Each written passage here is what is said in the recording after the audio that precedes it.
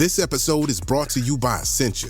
A better you starts with better hydration. Essentia is on a mission to inspire people to do what matters most. Their proprietary ionization process transforms water from any source into ionized alkaline water, providing water that's 99.9% pure with a pH of 9.5 or higher. Essentia overachieving H2O, the #1 ionized alkaline water. Shop now.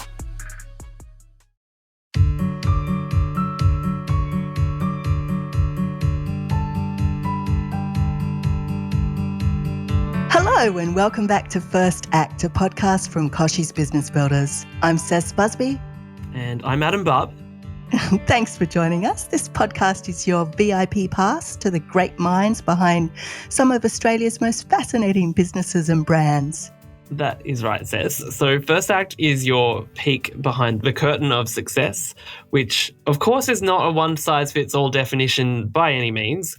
We're about 30 plus episodes deep this season, and I keep on learning so much about the genesis of good ideas and those juicy life lessons from the bad ideas as well. Yeah. So today we have a man whose hobby became his media company. Tell us a bit more, Cess. Now, Frank Arthur is the director and co-founder of Man of Many, a men's lifestyle digital platform that showcases the latest trends in products, culture and style. With upwards of 5 million readers per month, Man of Many is an award-winning modern guide to life that doesn't shy away from important issues either, like mental health and well-being. Now, Frank himself is a man of many interests, and you'll soon find out just how he became a product and design obsessive. Welcome, Frank. Thank you. Thanks for having me. Now, Frank, it's so good to have you with us today. We always start our podcast with a First Act icebreaker. So your icebreaker is, what's the best product ever invented in your humble opinion? Oh, that's such a tough question. I always do the curly ones at the start. Yeah, no, that's got me thinking. I think it's not a specific product, but more of a category. I think the chair. As a former industrial designer, I think the chair is just such a beautiful object that, you know, it's been around for so long. There's so many different iterations of it. However, there's so many new ones coming out all the time. And I think it's something so simple, but when you actually kind of go into the detail of the design of each chair, there's quite a lot to it, from the ergonomics to the materials to what it's being used for. So, yeah, not a sexy, exciting answer, but I think, that's something from a design perspective. The chair just embodies so much innovation. Well, we can't really live without chairs. I mean, I think of like a nice, comfy Eames chair. That's immediately what comes to mind for me, like one of those recliners. Oh, yeah. Like sitting in right now. If only, Adam Buck, if only our podcast room had Eames chairs. Yeah. I'm in a wonderful, luxurious office chair with wheels, so I can spin around in circles. You've got to look at the positives here. Yeah. Let's begin. Let's dig into your first act. Now, obviously, you love products and inventions. Where do you think that obsession with how things are made and designed came from? I think I've always been a curious person. Like, ever since I was a kid, my parents will attest that I was always investigating things, looking at things, playing with things. And I've always had a fascination with why objects are the way they are, how they're made, the purpose they serve, and what makes something stylish or attractive from a style perspective. So I think it's that curiosity that has always drawn me to design and innovation and cool, interesting new products. So do you remember any particular products from when you were growing up that, you know, really caught your eye or that really meant something to you? Yeah, well, one thing I always loved, like as a kid, I really loved basketball, and sneakers was a big thing. And I always loved, like, you know, cool new Nike sneakers, Air Jordans. Even though my parents would never buy me them, I was always fascinated by them. And I think when I started getting some pocket money, I used to save my pocket money for a long, long time, so that when it came time for our annual shoe shop, I would add my own money to be able to buy a cool pair of Nikes, which I really loved. And I always remember looking at them, inspecting them, looking at the pattern on the sole and the stitching, and looking at some and thinking, oh, it'd be great if these ones actually were a little bit different and looked more like this shoe. So always comparing things and looking at things. So I think my appreciation for sneakers as a youngster was probably one of my first memories of thinking about design. It's so funny because you can kind of look at these products and they can be so mundane in how you're like every day, you have to put on shoes to go somewhere or do this or sit on a chair. But there's so much thought that goes behind them and so much detail if you actually stop and look at different things. It's about the thinking behind it, isn't it? Yeah, exactly. And I think once you start kind of investigating it and start appreciating it and having an interest in that, it also almost becomes hard to just exist, because everywhere you go, you're kind of checking things out and looking at things and wondering how they're made, looking how they can be improved. So every time I see something, my mind is just kind of in overdrive, thinking about things that I probably don't need to. That must be incredibly annoying for you. Now, I believe you grew up in Dapto in New South Wales. Dubbo. Dubbo. Why did I get Dapto in my head? But Dubbo. It's even further out. Okay, so Dubbo. Now, tell me, what influence did your parents or the environment you had growing up in Dubbo have on what you wanted to do with your life? Yeah, so even rewinding before that, I was born in Ghana in West Africa. And then when I was a baby, we moved to Canada, then came to Australia when I was about 7 years old. So being in all those different places definitely had an influence on me. And I think just seeing how, different people from different parts of the world and how different people live, and going from like a super cold climate like Canada to a incredibly hot climate like Dubbo, things like that. I think it's just I've always just thought, the world is a big place, and I've always thought, there's more to life and everything around me than just the area where I'm living. I think Dubbo was an interesting place, like growing up in a rural place. We had a lot of space. There was a lot of time to do things that, like, you living in the city, you probably wouldn't do. I think there's not as many fun things to do, so we had to make a lot of fun. So even doing things like, going down to the river, jumping off rocks into the water, rope swings, going to friends' farms, riding motorbikes, that kind of thing. That kind of freedom was really good. That sounds quite ideal to a city slicker. Yeah. I imagine most kids these days would really like that kind of adventure every day, because so much of what happens growing up with a kid when you're in the city now, like, there's so many helicopter parents, aren't there? Like, the kid can't go further than the corner without, I don't know, having an air tag stuck on them. Yeah. And it's quite interesting too, because, like, even then I always wanted to move to a city, somewhere larger that had more kind of work opportunities, more things to do as an adult. But I think, as you see now, like with COVID and working from home and remote work and that kind of thing, the great migration, and people are now able to work from wherever they want. And you mentioned, obviously, like your family being an immigrant family.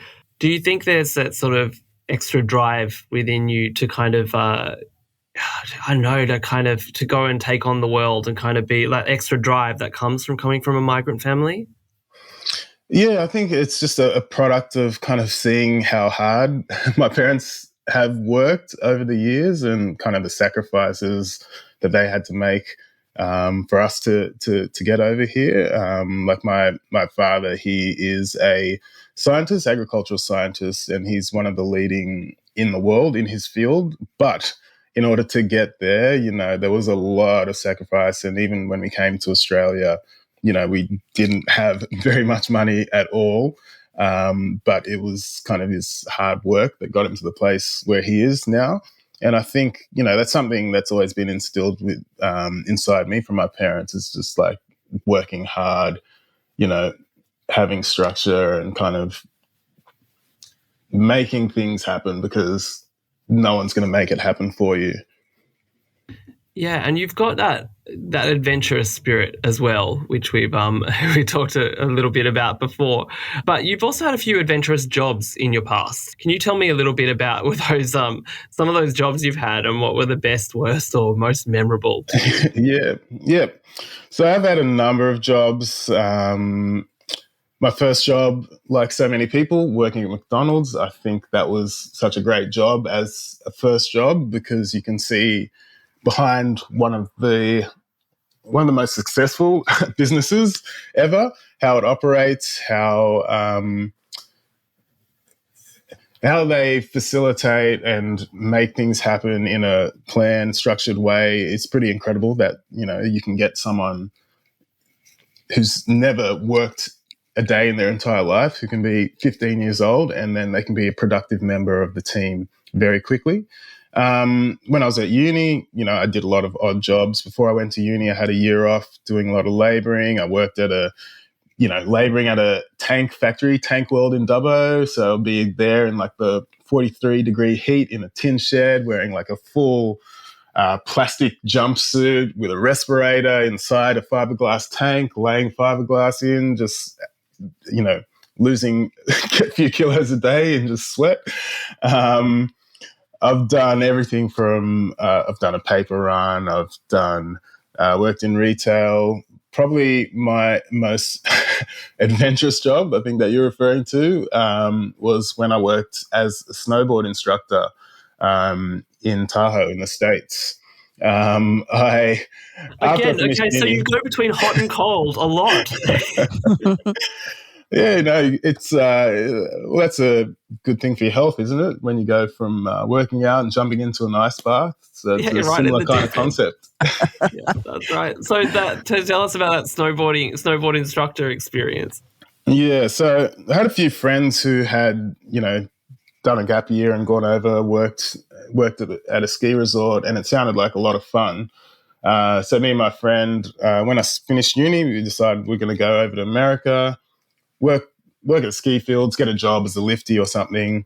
So we signed up to this program. They organise your visa and get you into a job and everything. You do the interview in Australia, and then they place you in a role. So when we did our interviews, all the jobs had been filled except for cafeteria worker or ski snowboard instructor. And both of us used to work together at McDonald's when we were 15, and we kind of looked at each other like, nah, we don't really want to work in the cafeteria. So we just inquired, what qualifications do you need to be a snowboard instructor? And they said, you don't need any qualifications. You just need to be able to ride at a very high level, be able to deal with people, be open to coaching people. So we just talked a lot of BS and just said that we've been snowboarding all our lives and it's been a dream of ours to do that and it'd be a great job, blah, blah, blah. And they gave us the jobs. My mate pulled out of the trip 2 weeks before we were supposed to go over. So I was just going over by myself to be a snowboard instructor when I'd never snowboarded ever before in my life. Oh my God. That's it. That's the exact feeling I get when I think back to it now. Like, why did I do that? That's ridiculous. So we got over there and we had an orientation day, and they told all the instructors, come back tomorrow and we're going to go for a ride around the mountain and we'll tell you a bit about what the role will involve and give you a bit of guidance and all that kind of stuff. So the next day I went and got a lesson at a nearby mountain. It was only an hour lesson. And then I hightailed it back to where I was supposed to be working. And I still didn't know how to snowboard. So they broke us up into our little groups. I got up to the top of the lift, got off the lift without falling, which I was really happy about. And then we just started riding, and I was just way, way, way, way behind everyone else, slowly descending down the mountain. And the instructor of our group, he would stop, he would chat to everyone, talk about some things.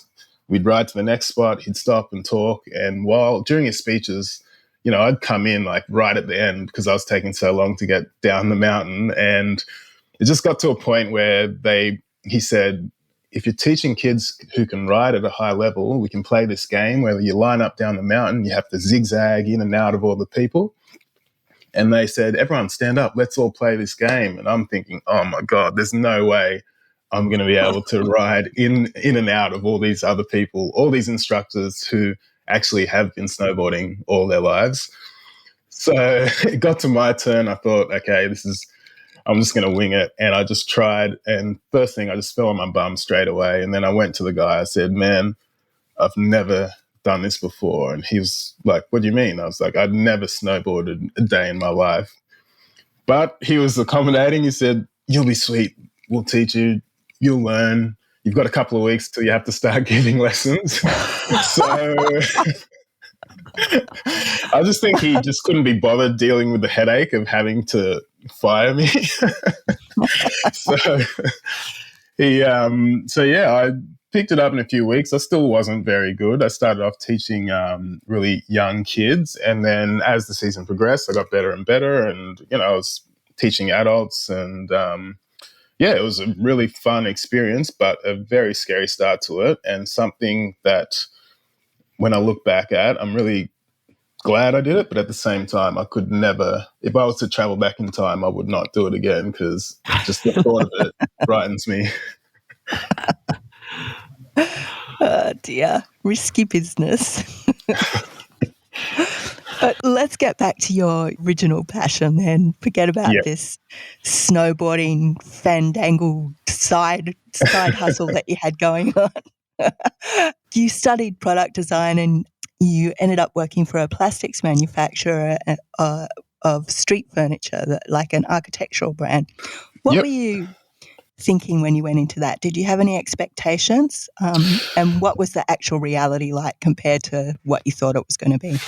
Yeah, that's a very interesting one. I think one of the things, like when I was studying it and when I wanted to do it, like there was so much focus on, how to design and what you'll be designing, but there was never any discussions about the business itself. So, whether it's how design businesses make money, or the different fields of design that you can get into, what career opportunities progress beyond just designing, the progression and that kind of thing. So I found the design side of things like really fulfilling and rewarding, because it was my passion. It's really cool to be able to, think of an idea, come up with some concepts, design it, create a physical product, have it manufactured, and seeing your product physically, there's a real satisfaction with that.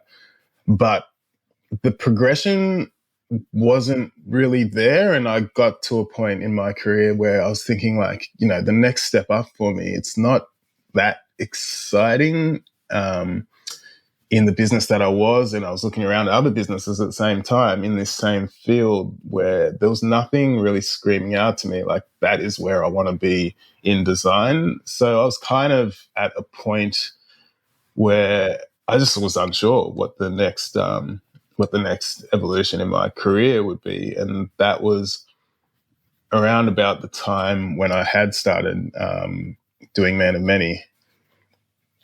So I know that you also did a master's in commerce. So you obviously had sort of a business, some business dreams there, right? Like you knew that there was some sort of sense, an entrepreneurial sense to where you wanted to go.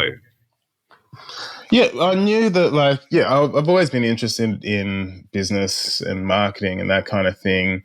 When I started studying my master's as well, that was around the time where after I did my ski season, and then I went over to the UK for a bit, doing a gap year, working at a bar. I was also working as a primary school teacher's aide, another random job that is completely different to what I'm doing now.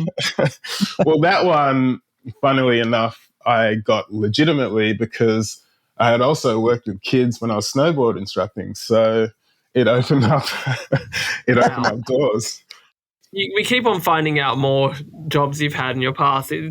I mean, I'm floored. It's great. There's so many.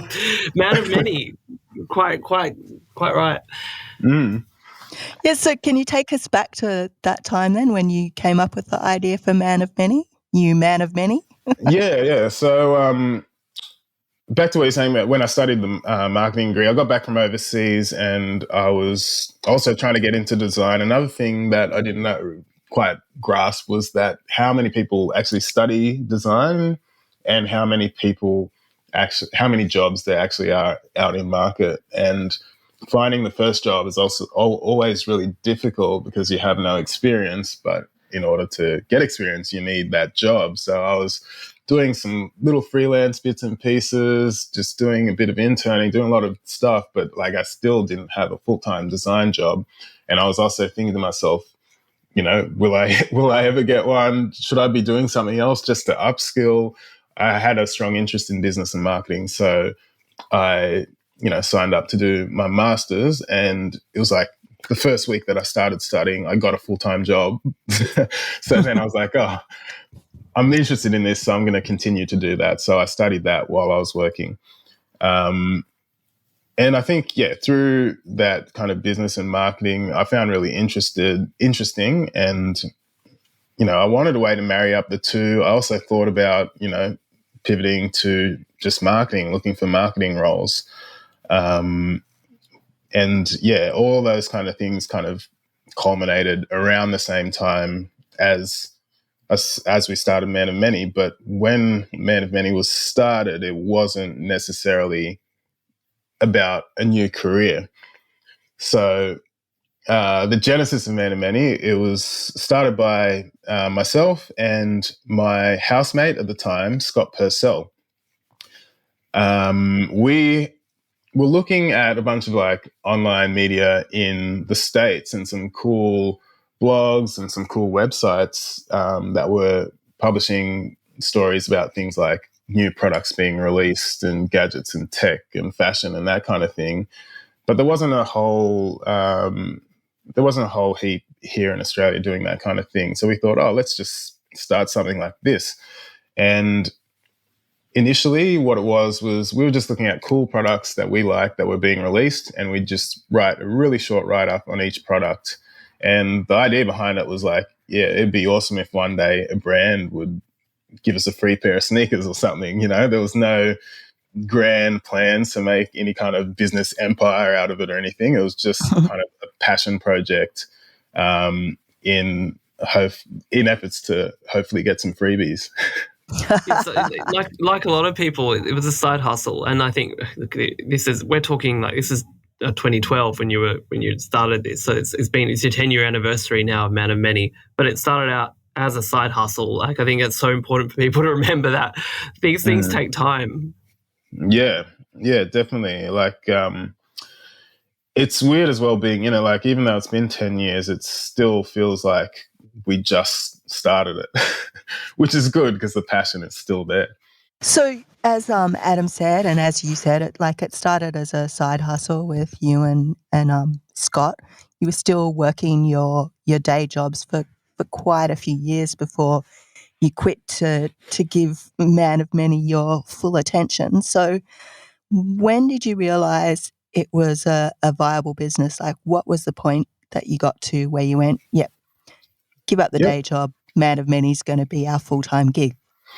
Yeah, so it was 4 years before we quit our jobs to work on Man of Many full-time. And I think in those first couple of years, it was quite exciting that we were able to build an audience. And when we started looking at the Google Analytics and seeing people actually coming to visit our site and people were, subscribing to our email and stuff, that was really exciting. And that is when we kind of were like, okay, we can potentially monetize this, and we're looking at ways to do that. And we're getting like some small advertising campaigns coming in, and we thought this is awesome. But then we're also looking at other kind of digital media platforms, both small and large, and looking at how they've been able to create their businesses. So we thought to ourselves, there's no reason why we can't become like them.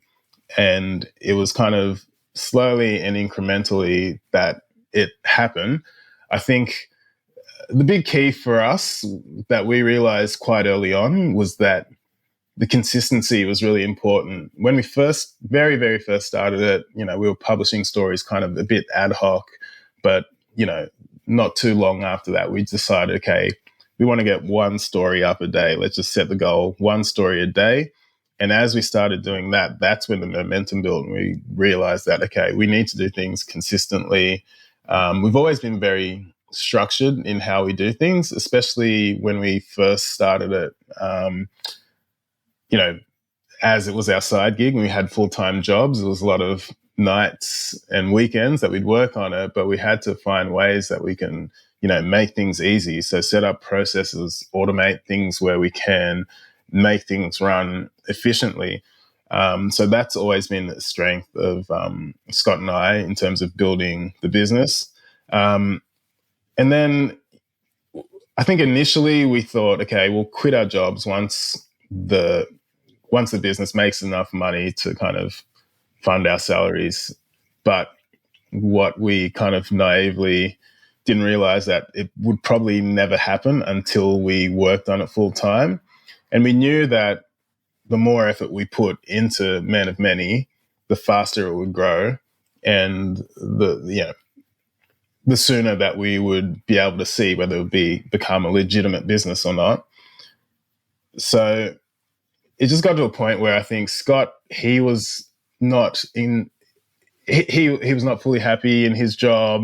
I was also looking at things, and we decided maybe this is the time. Like, we've grown, we've got quite a large audience. We're catching up to people who are working on it full time. We've seen other blogs and websites in our space and also in other categories who have done similar things and seen how they've grown. And we're pretty confident that we could get to the same level, but we just didn't know whether that would take, a few months or a few years.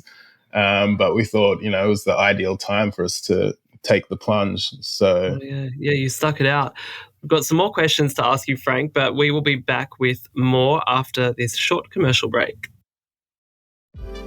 eBay Motors is here for the ride. With over 122 million parts, you can make sure your number one ride or die stays running smoothly. Brake kits, LED headlights, bumpers, whatever your baby needs, eBay Motors has it. And with eBay Guaranteed Fit, it's guaranteed to fit your ride the first time, every time. Plus, at these prices, you're burning rubber, not cash. Keep your ride or die alive at ebaymotors.com. Eligible items only, exclusions apply. And we're back with Frank Arthur, founder of Man of Many. Now, Frank, can we dig a little bit into the juicy business challenges that you've faced along the way? What do you think was your steepest learning curve when you were establishing Man of Many? I think the steepest learning curve was just understanding an industry that we had no kind of knowledge of. Obviously, my background is design. My co-founder, Scott, his background was finance. So we didn't know a huge deal about the media industry, also about advertising. So kind of getting up to speed on that was probably the steepest learning curve. Also learning about, digital publishing and digital everything, like having to, learning how to build the website, learning how social media integrates. Like, there was all these new things that we never really had any experience with, but, we just had to learn. We had to research. We had to look at what others are doing. We had to think about ways that we could do things differently. So I think the important thing for us, which we continue to do today, is we're always trying to learn as much as we can about all the relevant stuff to our business. And that's also something that we try to instill in all of our employees, is we want to encourage them to learn as much as they can about the things that they're doing so that they can be kind of the leaders in the industry on those tasks. Yeah, that's such a good point, because you've got to keep on, you've just got to keep on developing. As a lot of people, you kind of hear it out there that some founders go, right, I'm the person who has the ideas, like I'm just going to be that. I'm going to stay in my box. But then you have to keep on changing, especially in the world of digital. You've got yourself and Scott. That must be quite an enduring friendship to endure. So 10 years so far in business together. But what advice can you share about starting a business with a mate? Yeah, well, I've only started one business with one mate, so I can only talk about my experience. I know that a lot of other people have had very different experiences. I think with us, it's been great. We were friends before we started Man of Many, and we were housemates when we started Man of Many. And then when we quit our job to work on Man of Many full time, we were still housemates. That lasted for a year. And then we're like, this is too much time we're spending together. We're sitting next to each other at the desk at our desks in the office, and then we'd come home and then we'd be sitting on the couch together watching television in our tiny little Paddington flat. So yeah, but I think it's about this having those common goals. I think one thing which has been really good for Scott and I is that we share a common vision in what Man of Many is and where we want to take Man of Many. We both have different skills. His background is finance. My background is design. I tend to lean more towards the creative stuff, but I do also have quite a strategic mind. I think he, coming from finance, also has a very strategic mind. So I think our kind of backgrounds and skills really complement one another, and we're quite open and honest about everything.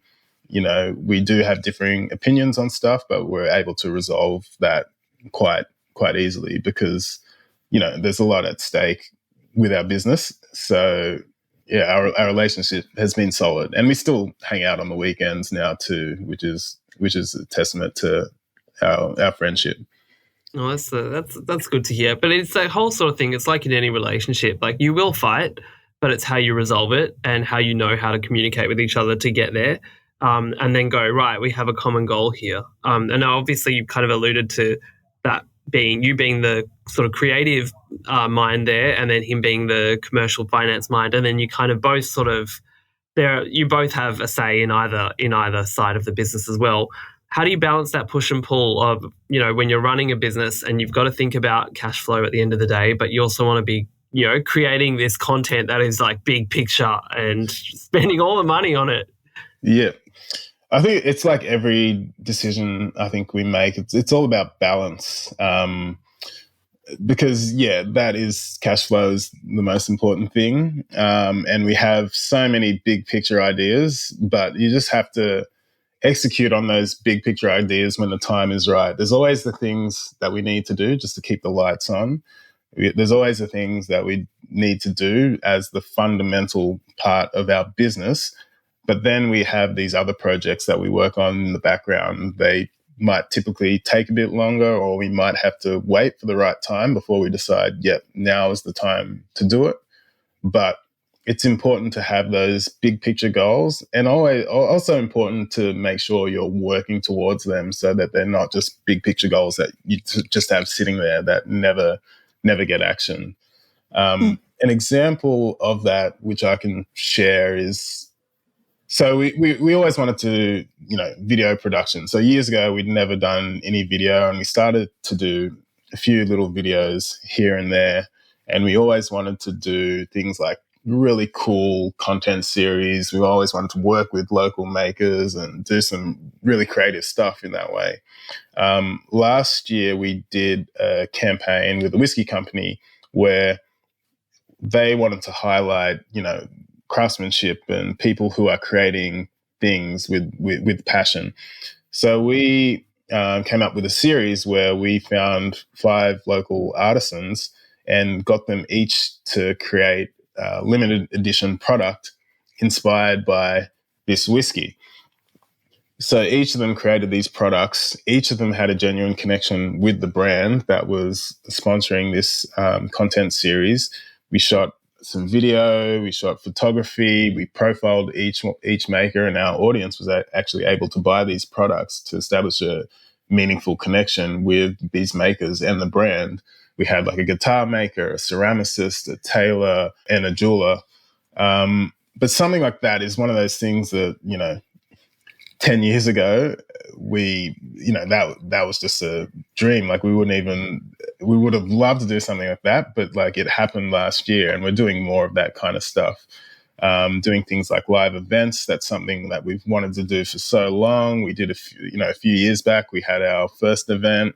Our events were kind of a bit spaced out, but now we're doing much more regular events. We're working with an events event management team as well to put on some really exciting stuff for the brands we work with, and also to bring together the community of our Men of Many readers.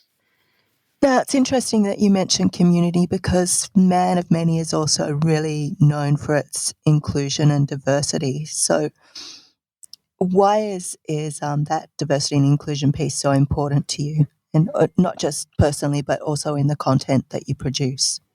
Well, I think it's something that's been, it's personally important for both Scott and I and the people that we hire. It's something that they value.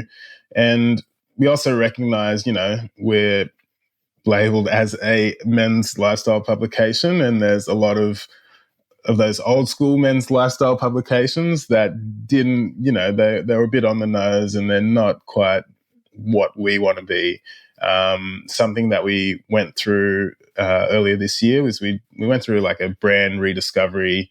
We went through a brand rediscovery to kind of establish our values, establish our purpose, and kind of look at what is important to us, because we do write about things that, could be labeled as quite superficial when you're talking about watches and cars and fashion and that kind of thing. But we also have this big engaged audience, and we know that our readers also value more than those kind of material things. So we also want to make sure that we instill those positive elements into everything that we do. Example of that is this year we became the first digital publication to be carbon neutral, 100% carbon neutral certified under the federal government's Climate Active standard, which is something that's really exciting to us. We recently surveyed our readers, and a large majority of them, it was over close to 80%, said that they are taking actionable steps to live more sustainably. So that's something that's really important to both us and our readers. Yeah, and I think on that inclusion and diversity piece, one of the things I saw, I did see you at a presentation recently. You were talking about your audience makeup. There are women that read your site, there are men, and you also acknowledge the non-binary readers as well. So it's not about just saying Man of Many is for one type of man, and I think that's what you were kind of saying with some of those old school men's publications, that they're a little bit more like, there is one type, of a man. Yeah. It's actually you are. It may be called Man of Many, but it's about a lot of different kinds of there are a lot of access points for all kinds of people.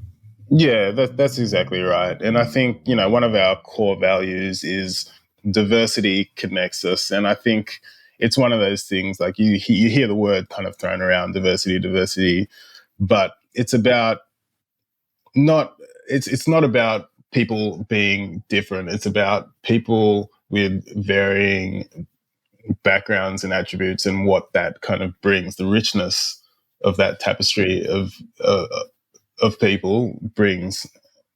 Exactly, and I think you're also saying instilling those values in, when you're finding staff to join you. So, how do you find people that have that same Man of Many mindset, and also, I guess, having that same passion for design and products like you guys have? It's always a challenge, but I think, I feel like now we've done so many interviews that we can identify a lot of those things quite easily. It's not just about their interests. It's about, like, when you have the discussions about them and we talk about what we do, we talk about our values, we talk about all that kind of stuff. It's just seeing what their kind of reactions to that kind of thing is. Through our interview process, we have a first round interview, which is more of kind of like a culture fit. We kind of get a bit about their background, work history, that kind of thing, and just their personality. And then if we want to progress to the next stage, we will send them our media kit, our values document, everything about Man of Many, and we discuss it. We see what their thoughts are on it. And, we want people who are excited about what we're doing and our vision of the future. And if we can see that that's something that if they're passionate about what we're doing, then, it's a tick. It was just you and Scott, but now you've got this team which obviously supports you in creating all this fantastic content. But it's still a pretty unrelenting pace, isn't it? I mean, digital media, as you said, you've got to show up for your readers. You've got to be providing fresh content every day. How do you manage to switch off? Like, what do you do to relax, to find a bit of stillness and, flick that off button? Yeah. I think balance is important in everything, like in work stuff, but then in work and life. And I think for me, switching off, I'm a fairly active person. I like go to the gym. I do a bit of boxing. I play a bit of guitar, and then just your standard things, having a drink with some friends at the pub. I had a baby last year, so now all of those things that I enjoy doing, I never get a chance to do anymore. The baby's probably how you. I don't know if you ever flick the off button when it comes to a baby. Yeah, I think so. So now it's I'm just even busier than ever. But no, but it's great, and it adds. Yeah, it's something else now in my life that some of those things have taken a bit of a backseat. But it's finding the balance. Like there's no you can't. It's so easy to burn yourself out. Like so many people who run businesses, you could be working around the clock every single day of the week and still not get everything you need to get done. So it's an important thing is just to prioritize. We've got a task list that's, a mile long, but it's just working out what are the most important things that we need to do and doing them when they need to be done. And then being able to identify, what can I put to the side for now?